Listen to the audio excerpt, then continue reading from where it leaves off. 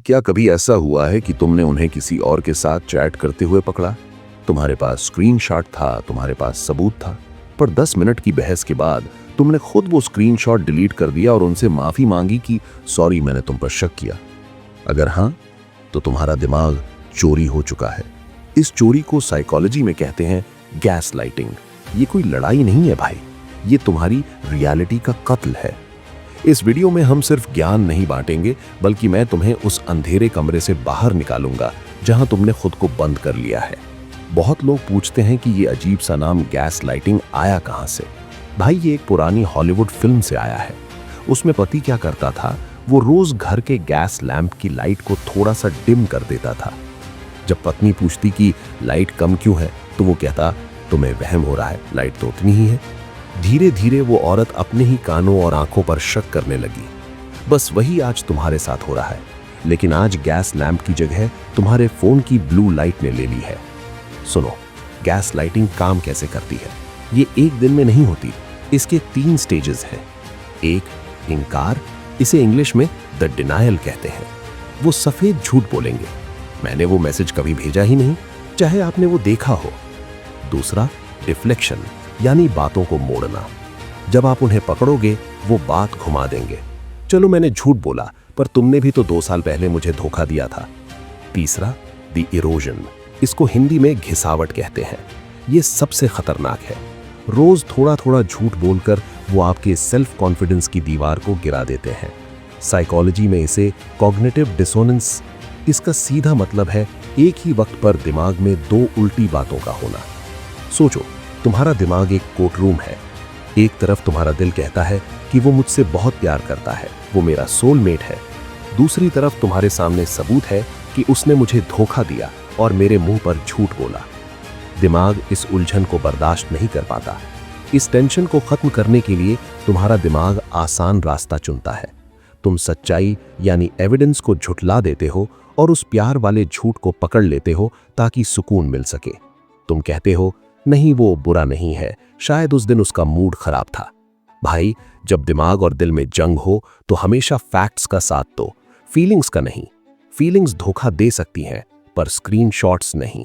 कभी सोचा है कि जो इंसान तुम्हें इतना रुला रहा है, तुम उसी के पास वापस क्यों जाना चाहते हो? इसे साइकोलॉजी में कहते हैं ट्रॉमा बॉन्डिंग। ये बिल्कुल एक स्टॉकहोम सिंड्रोम जैसा है। इसमें मैनिपुलेटर एक पैटर्न फॉलो करता है। पहले वो तुम्हें दर्द देगा, यानी अब्यूज करेगा, और फिर वही तुम्हें मरहम लगाएगा, यानी कंफर्ट देगा। जब वो तुम्हें इग्नोर करता है, तुम्हारा दिमाग स्ट्रेस में चला जाता है, और जैसे ही वो एक सॉरी बोलता है या थोड़ा सा प्यार दिखाता है, तुम्हारा दिमाग डोपामीन का ब्लास्ट करता है। तुम्हें लगता है सब ठीक हो गया। तुम उस इंसान के आदी यानी एडिक्ट नहीं हो, तुम उस रिलीफ के आदी हो जो वो दर्द देने के बाद देता है।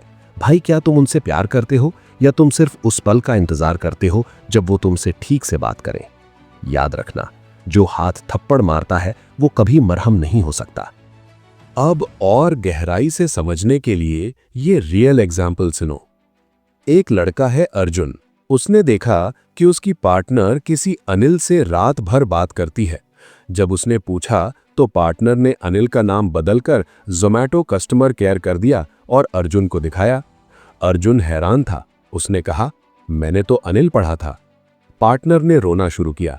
तुम्हें मुझ पे भरोसा नहीं है, तुम्हें डॉक्टर को दिखाना चाहिए, तुम बीमार हो। अर्जुन को लगा शायद उसने वाकई गलत पढ़ा। वो 2 साल तक उस झूठ में रहा। इसे कहते हैं एविडेंस टैंपरिंग। दूसरा, द गिल्ट ट्रिप। सोचिए, आपने अपने पार्टनर को किसी झूठ पर पकड़ा। वो माफी मांगने के बजाय क्या बोलते हैं?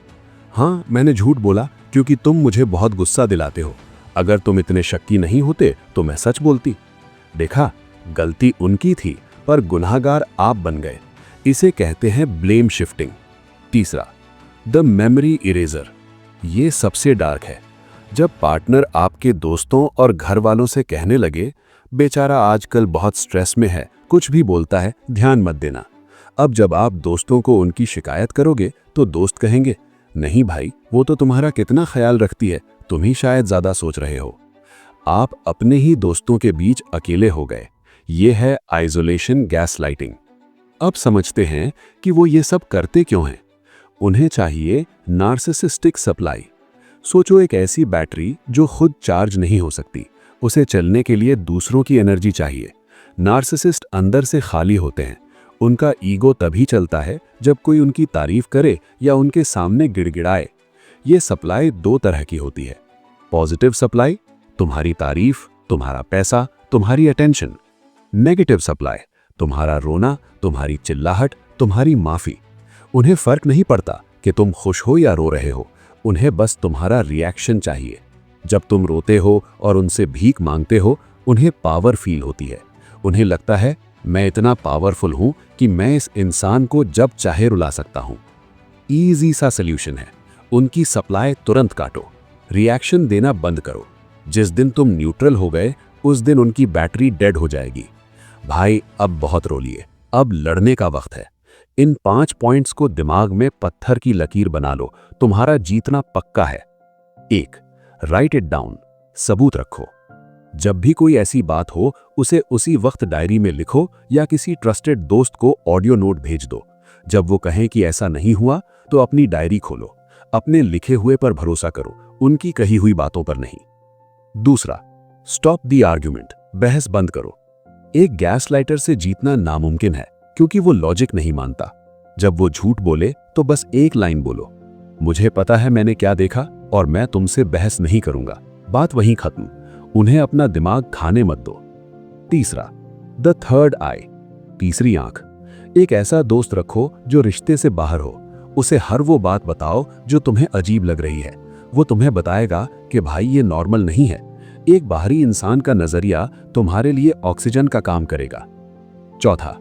एक्सेप्ट द रेड फ्लैग, सच बोलने से डरो मत। मत सोचो कि अगर मैंने सच बोल दिया तो वो मुझे छोड़ देंगे। भाई जो इंसान तुम्हें पागल बना रहा है, उसे छोड़ना हार नहीं, जीत है। 5. सेल्फ ट्रस्ट, खुद पे यकीन। तुम्हारा गट फीलिंग यानी अंदर की आवाज कभी झूठ नहीं बोलती। अगर तुम्हें लग रहा है कि कुछ गड़बड़ है, तो गड़बड़ है। अपने दिमाग को उनके हवाले मत करो। भाई वीडियो खत्म हो रही है, पर तुम्हारा नया जन्म अब शुरू हो रहा है। तुम पागल नहीं हो, तुम्हारी याददाश्त एकदम सही है। तुम बस एक ऐसे शख्स से टकराए जो खुद अंदर से खाली था और तुम्हें भी खाली करना चाहता था। आज से तुम अपने सच के मालिक हो। अगर ये वीडियो देखकर तुम्हें थोड़ी सी भी हिम्मत मिली है, तो नीचे कमेंट में लिखो मेरा सच। मैं हर कमेंट को पढ़ूंगा। आज फैसला तुम्हारे हाथ में है। या तो इस वीडियो को बंद करो और वापस उसी झूठ की दुनिया में चले जाओ, या फिर आज नो कांटेक्ट का रास्ता चुनो और अपनी खोई हुई पहचान वापस लाओ। अगर मुझसे जुड़ना चाहते हो और ऐसी ही डार्क साइकोलॉजी को डिकोड करना चाहते हो, तो चैनल को सब्सक्राइब कर लेना, क्योंकि मैं तुम्हें भटकने नहीं दूंगा।